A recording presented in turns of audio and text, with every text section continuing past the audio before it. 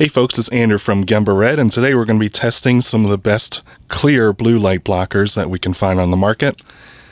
This is an important test because a lot of the clear blue light blockers, we know they don't actually block blue light, they can only reduce it or filter it. It's kind of a misnomer to call it a blue blocker, but that's just kind of the generic terminology. If you truly need to block blue light, you end up wearing more of a dark yellow or a dark kind of orange like this that actually blocks most of the blue light. That's what you wear more at nighttime to help with your circadian rhythms, but the clear blue blockers are obviously preferred a little bit more for professional or social settings if you need to see all the colors clearly and you're just trying to reduce some of the blue light impact on your eyes. And, again, we can appreciate that blue light is helpful for our eyes in terms of, our circadian rhythms, of getting enough brightness, of signaling, it's time to be awake and alert. So you don't want to wear dark blue blockers, dark orange blue blockers during the day because you'll get kind of drowsy. You want to reduce the blue light, and sometimes you can do that with a clear blue blocker. However, since it's invisible to the human eye, we can't really see how much light they actually block or reduce. And this is further compounded with some of these experiments. They'll give you this little laser pointer, and it's usually like a little 405 nanometer one. This is from Zenni Optical that we're going to test. And it's only 405 nanometers. That's very short, on the short end of the blue light spectrum. That's not very relevant for most of the LEDs that we want to block or reduce the blue light from. For example, here's the spectrum from one of our blue LEDs right behind me, and we can see the peak is up around 445 nanometers, and there's barely any of that short wavelength blue down at 405. We want to be up around 450 is where we want that significant reduction, where that peak is, and that's coming from our screens and from LEDs and things like that. So that's what we need to reduce, and that's even tougher because the more you reduce this wavelength, the more yellowing that you get, or more orangey kind of color or amber.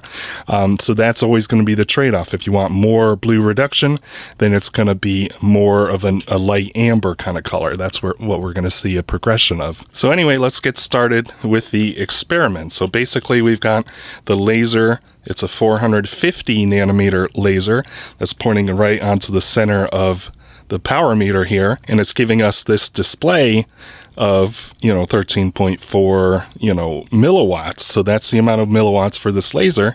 And then when we put the blue reducing glasses in front of it, that'll reduce the number that we see, obviously. And that's pretty much the premise. So we're going to calculate, and then we can calculate the percentage reduction, so that way we get kind of more of a easier to understand metric. But we're just going to go through and take the measurements. So our first glasses we got up here is the Warby Parker. That's a pretty popular brand.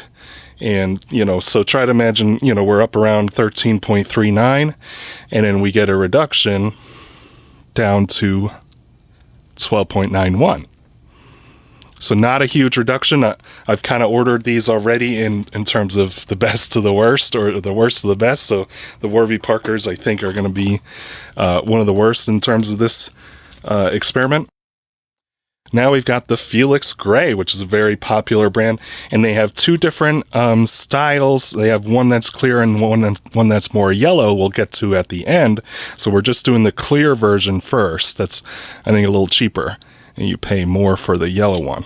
So here, the Felix Gray, again, it doesn't look like a very significant even percentage of a reduction from, goes from 13.3 down to 12.6.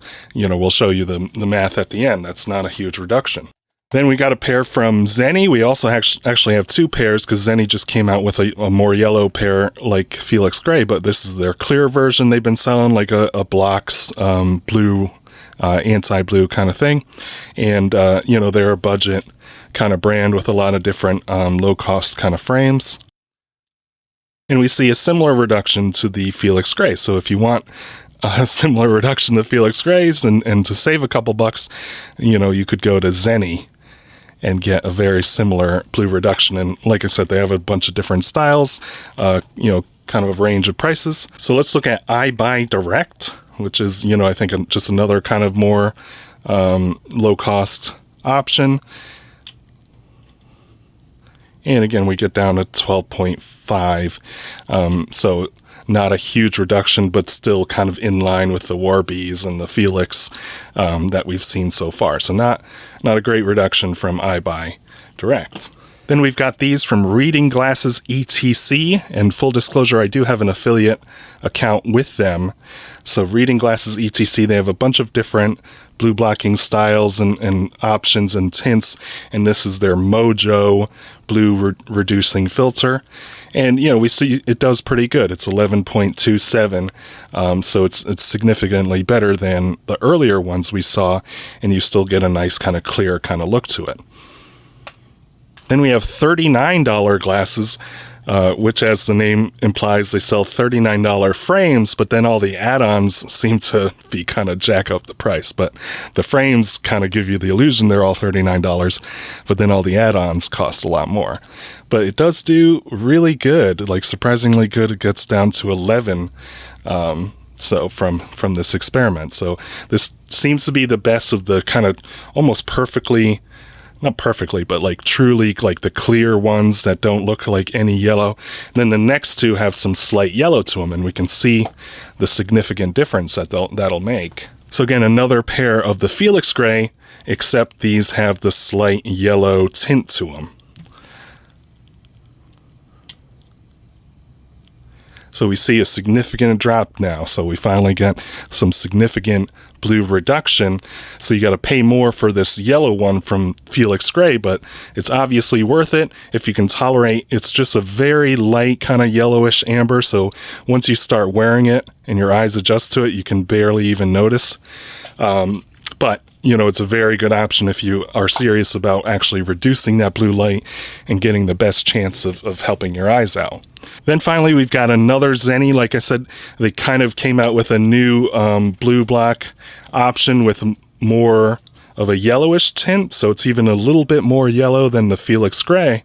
And again, it's not a big surprise that the more yellow you get, the better the blue light reduction. So if you can tolerate more of a yellowish color, if it doesn't matter for your job or for your kind of cosmetic kind of look, you go for one of the slightly yellow tints, like from the new ones from Zenni, which outperform the Felix Gray, which Felix Gray tends to be a lot more expensive.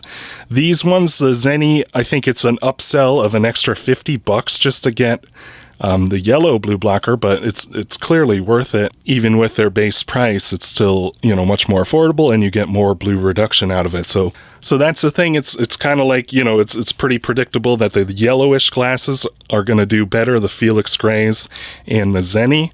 Again, the Felix Gray might be a little bit more subtle if you want more of a professional look, and the Zennis have a little bit more of a yellowish tint to them. So the Zenni do perform better in blue reduction, but again, it might not fit for everyone for that cosmetic kind of alteration. And then if you need a truly clear blue reducer, that doesn't have any coloration change, the $39 glasses seem to do the best. Then the ReadingGlassesETC did very well, and that was their Mojo blue blocking tint.